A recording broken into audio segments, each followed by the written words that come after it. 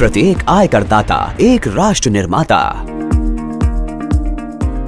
देश भर के सभी श्रोताओं को मेरा नमस्कार एवं हार्दिक अभिनंदन। संवाद के इस एपिसोड में मैं हूं आपकी होस्ट प्रतिभा चौधरी, अपर आयकर निदेशक, जनसंपर्क, प्रकाशन एवं प्रचार, केंद्रीय प्रत्यक्ष कर बोर्ड, नई दिल्ली। संवाद के एक और सत्र में आप सभी का स्वागत है। यह कार्यक्रम आयकर विभाग एवं आकाशवाणी का एक सम्मिलित प्रयास है, जिसका उद्देश्य है देश भर के सभी करदाताओं को कर संबंधी मुद्दों पर जागरूक करना।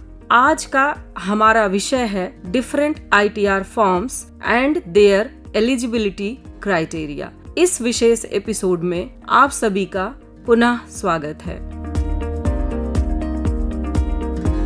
आज हमारे साथ इस विषय पर चर्चा करने के लिए मौजूद हैं श्रीमती देवांगी स्वर्णकार जी। देवांगी जी भारतीय राजस्व सेवा के 2012 बैच की अधिकारी हैं।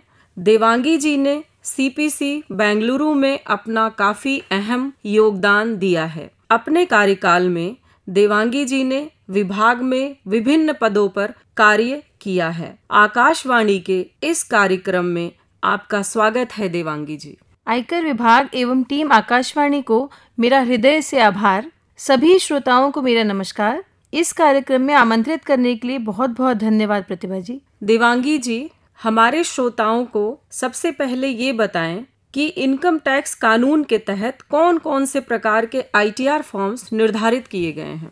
हाँ जी बिल्कुल। तो इनकम टैक्स एक्ट और रूल्स के तहत विभिन्न वर्गों के टैक्स पेयर्स के लिए अलग अलग रिटर्न फॉर्म्स निर्धारित किए गए हैं जी। कुल 7 ITR फॉर्म्स होते हैं, ITR 1 से ITR 7 तक जी।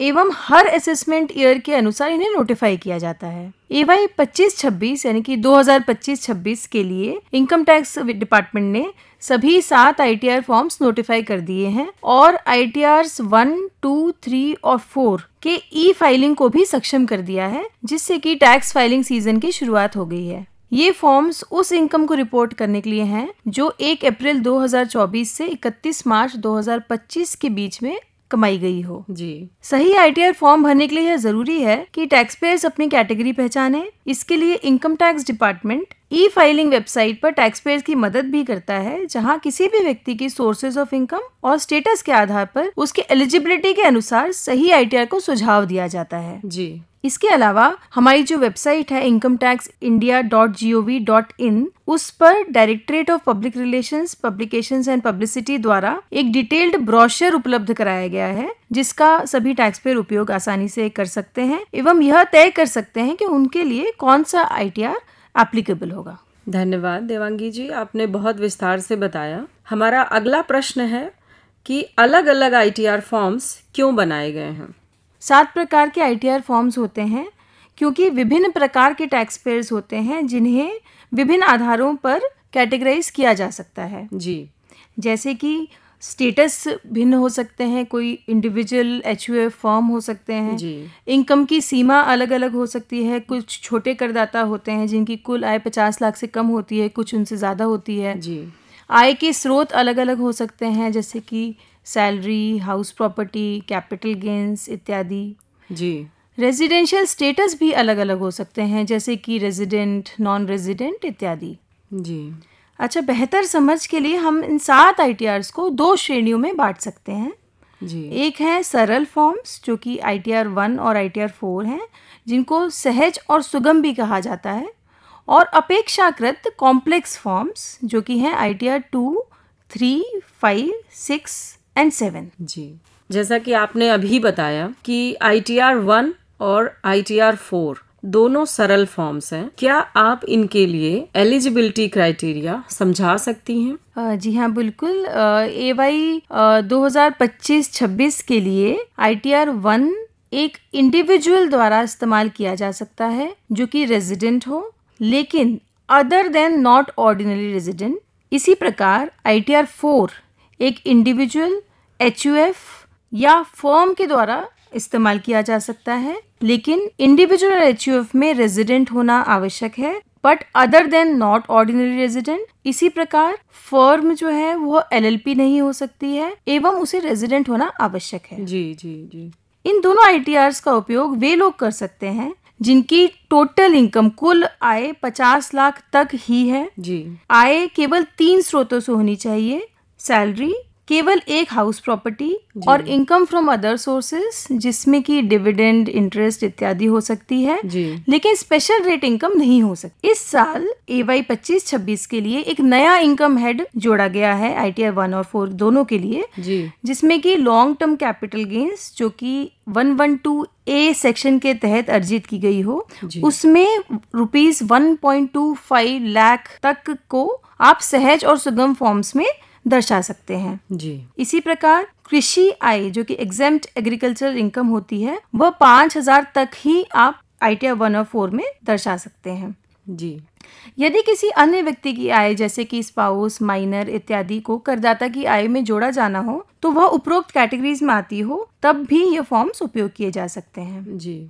अच्छा, ITR 1 और 4 में मुख्य अंतर क्या है? मुख्य अंतर ये है कि ITR 4 में बिजनेस और प्रोफेशन की प्रिजम्पटिव इनकम होना आवश्यक है। प्रिजम्पटिव इनकम वह होती है जो कि सेक्शंस 44AD, 44ADA और 44AE के तहत दर्शाई जाए। जी। अच्छा, ITR 1 में ऐसी कोई आवश्यकता नहीं है। जी देवांगी जी, आपने काफी महत्वपूर्ण बात बताई हमारे सभी श्रोताओं को। अब हमारे श्रोताओं को ये बताएं कि अगर हम कॉम्प्लेक्स फॉर्म की बात करें तो क्या आप ITR 2 के लिए एलिजिबिलिटी क्राइटेरिया समझा सकती हैं? जी हाँ, बिल्कुल। ITR 2 उन इंडिविजुअल्स और HUF के लिए है जिनकी आय बिजनेस या प्रोफेशन से नहीं है एवं उनकी आय सैलरी या हाउस प्रॉपर्टी से है। हाउस प्रॉपर्टी में एक से अधिक हाउस प्रॉपर्टी से भी इनकम दर्शाई जा सकती है ITR 2 में जी। एवं अदर सोर्सेज से आय है जिसमें कि अब यहाँ पर स्पेशल रेट इनकम है, जैसे लॉटरी है, हॉर्स रेट है, वो भी दर्शाई जा सकती है ITR 2 में जी।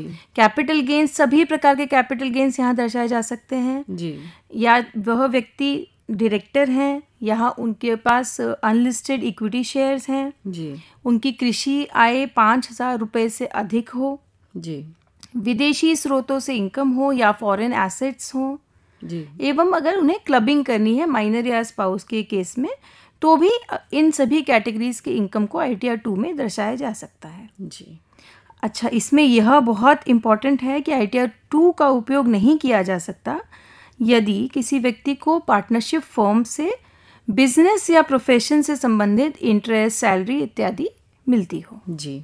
कृपया ये बताएं कि ITR 3 के लिए एलिजिबिलिटी क्राइटेरिया क्या है? जी, ITR 3 का जो उपयोग है वह ऐसे इंडिविजुअल या HUF द्वारा किया जा सकता है जिनकी इनकम में बिजनेस या प्रोफेशन की इनकम शामिल होती हो। यह बहुत आवश्यक है कि उनकी इनकम में बिजनेस या प्रोफेशन की इनकम हो। ITR 2 में जो भी प्रकार की इनकम शामिल होती है वह भी ITR 3 में शामिल की जा सकती है जी। लेकिन इसके अलावा वही उसकी रिक्वायरमेंट है कि उसमें बिजनेस या प्रोफेशन की इनकम होनी चाहिए जी। एवं किसी फर्म में पार्टनर के रूप में अगर आपको आय मिल रही है, इंटरेस्ट, सैलरी, कमीशन इत्यादि, वह भी शामिल हो सकती है इसमें। इसके अलावा बिजनेस इनकम जो है उसमें टर्नओवर 2 करोड़ या 3 करोड़ से अधिक होना चाहिए जो कि प्रिजम्पटिव लिमिट्स के सेक्शन है इनकम टैक्स एक्ट में, उसके अनुसार जी। इसके अलावा प्रोफेशन से ग्रॉस रिसीट्स जो हैं वह 50 लाख या 75 लाख से अधिक होनी चाहिए जी। एवं कोई व्यक्ति यदि डायरेक्टर है या उनके अनलिस्टेड इक्विटी शेयर्स हैं,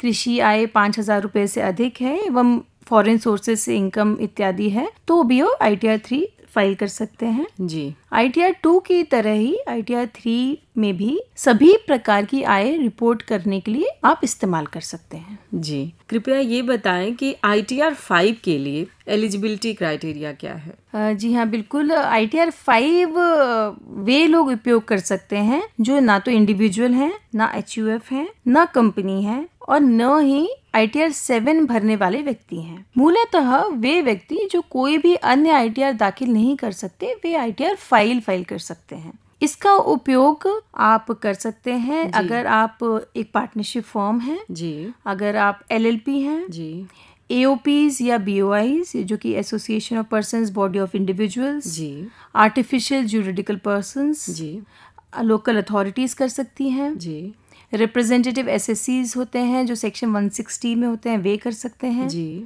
कोऑपरेटिव सोसाइटीज़, रजिस्टर्ड सोसाइटीज़ जी। ट्रस्ट्स जो ITR 7 के योग्य नहीं हैं वे, जी। एस्टेट ऑफ डिसीज्ड या इंसॉल्वेंट व्यक्ति जी। या बिजनेस ट्रस्ट हों जो कि सेक्शन 139(4)(e) में है, जी। इन्वेस्टमेंट फंड्स हों जो सेक्शन 139(4)(f) में है, जी। ये सभी व्यक्ति ITR 5 का उपयोग कर सकते हैं एवं यह फॉर्म भी सभी प्रकार की आय को रिपोर्ट करने के लिए उपयोग किया जा सकता है। आपने काफी महत्वपूर्ण सूचना दी है हमारे सभी श्रोताओं को। कृपया हमें ये बताएं कि ITR 6 के लिए एलिजिबिलिटी क्राइटेरिया क्या है? जी, ITR 6 का उपयोग ऐसी कंपनियों द्वारा किया जाता है जो सेक्शन 11 के तहत एग्जेम्पशन क्लेम नहीं करती हैं। जी। इसमें ये एक क्राइटेरिया है कि कंपनीज द्वारा यूज किया जाएगा एवं सेक्शन 11 के तहत उन्हें एग्जेम्पशन नहीं क्लेम करना है। जी। इसके अलावा ITR 2 और 3 के तरह ही यह फॉर्म भी सभी प्रकार की आय को रिपोर्ट करने के लिए उपयोग में लिया जा सकता है। जी। हमारा अगला प्रश्न है, हमारे श्रोतागण ये जानना चाहेंगे कि ITR 7 के लिए एलिजिबिलिटी क्राइटेरिया क्या है? जी, ITR 7 का उपयोग उन व्यक्तियों द्वारा किया जा सकता है जिनमें कि 4 सेक्शंस हैं इनकम टैक्स एक्ट में, जिनके तहत अगर आपको रिटर्न फाइल करना आवश्यक है जी। तो आप ITR 7 का उपयोग करें। जी। इसमें कंपनियां भी शामिल हैं। जी। पहला सेक्शन है 139(4)(a) जिसमें कि चैरिटेबल या रिलीजियस ट्रस्ट शामिल हैं। दूसरा है 139(4)(b) जिसमें कि पॉलिटिकल पार्टीज शामिल हैं। जी। 139(4)(c) जिसमें कि साइंटिफिक रिसर्च एसोसिएशंस, आप न्यूज़ एजेंसीज देख लीजिए, सेक्शन 1023(a) हैं, 1023(b) वाले इंस्टीट्यूशंस हैं एवं अन्य एजुकेशनल या मेडिकल इंस्टीट्यूशंस। जी। इसी प्रकार 139(4)(d) है जिसमें यूनिवर्सिटीज़, कॉलेजेस और अन्य इंस्टीट्यूशंस शामिल हैं। जी। यह सभी प्रकार के व्यक्ति जो हैं वो ITR 7 किसी भी प्रकार की आय को रिपोर्ट करने के लिए यूज़ कर सकते हैं। कृपया हमारे श्रोताओं को ये बताएं कि अगर गलत ITR फॉर्म भर दिया गया है या जरूरी शेड्यूल भरना रह गया है तो फिर ऐसे में क्या कर सकते हैं? जी, मैं ये बताना चाहूँगी कि E-फाइलिंग वेबसाइट पर यदि कोई गलत फॉर्म सिलेक्ट किया गया हो या फिर इनकम्प्लीट शेड्यूल भरे गए हों तो टैक्स पेयर को हम लोग गाइडिंग मैसेजेस दिखाए जाते हैं उनको। विशेष रूप से ITR 2, 3, 5, 6 और 7 जो कि बड़े इनकम टैक्स फॉर्म्स हैं उनके सभी शेड्यूल्स को भरने के लिए हम लोग संकेत देते हैं। जी। इसके अलावा फिर भी अगर इनकरेक्ट या इनकम्प्लीट फॉर्म भरा गया तो रिटर्न को डिफेक्टिव माना जा सकता है। जी। लेकिन ऐसे किसी भी डिफेक्ट को 139(9) के तहत एक करेक्टेड रिटर्न आप फाइल करके रेक्टिफाई कर सकते हैं। जी। इसलिए ज़रूरी है कि टैक्स पेयर्स केवल वही फॉर्म भरें जिसके लिए वो एलिजिबल है एवं उसको पूरी तरह से भरें। जी, बिल्कुल, ये काफ़ी महत्वपूर्ण सूचना आपने बताई है। हमारा अगला प्रश्न है कि अगर हमारी आय टैक्सेबल लिमिट में नहीं आ रही है तो भी क्या ITR भरना आवश्यक है? यदि आपकी total income basic exemption limit से कम है जो कि न्यू टैक्स रजीम में 3 लाख रुपए है एवं ओल्ड टैक्स रजीम में 2.5 लाख रुपए है, यदि इस लिमिट से कम है कि आपको ITR भरना अनिवार्य नहीं है। जी। हालांकि यदि आपको रिफंड क्लेम करना हो या फिर लॉसेस कैरी फॉरवर्ड करने हो या किसी भी अन्य कारण से आपको ज़रूरत हो तो आप स्वेच्छा से ITR फाइल कर सकते हैं। जी, धन्यवाद देवांगी जी, आपने इतने विस्तार से हमारे सभी श्रोताओं को ITR फॉर्म्स के बारे में बताया, इसके लिए आपको बहुत बहुत धन्यवाद। धन्यवाद प्रतिभा जी। हमें उम्मीद है कि इस विषय पर different ITR forms and there eligibility criteria के इस विशेष एपिसोड से, इसमें हुई विस्तार पूर्वक चर्चा से हमारे सभी श्रोता अत्यंत जागरूक और शिक्षित हुए होंगे। हम अपने श्रोताओं को यह भी बता दें कि यदि उनको इस विषय से संबंधित कोई अन्य जानकारी चाहिए या उनका कोई प्रश्न हो या फिर वह कोई फीडबैक देना चाहते हैं तो कृपया हमसे हमारी ईमेल ID ddsamvad.prpp@gmail.com पर संपर्क करें। इसके अलावा आप और अधिक इन्फॉर्मेशन और एजुकेशनल कंटेंट के लिए हमसे हमारी वेबसाइट incometax.gov.in एवं हमारे social media channel X, YouTube, Instagram, Facebook, LinkedIn पर जुड़े रहें और अधिक जानकारी के लिए सुनते रहें आकाशवाणी। नमस्कार, जय हिंद। प्रत्येक आयकर दाता एक राष्ट्र निर्माता।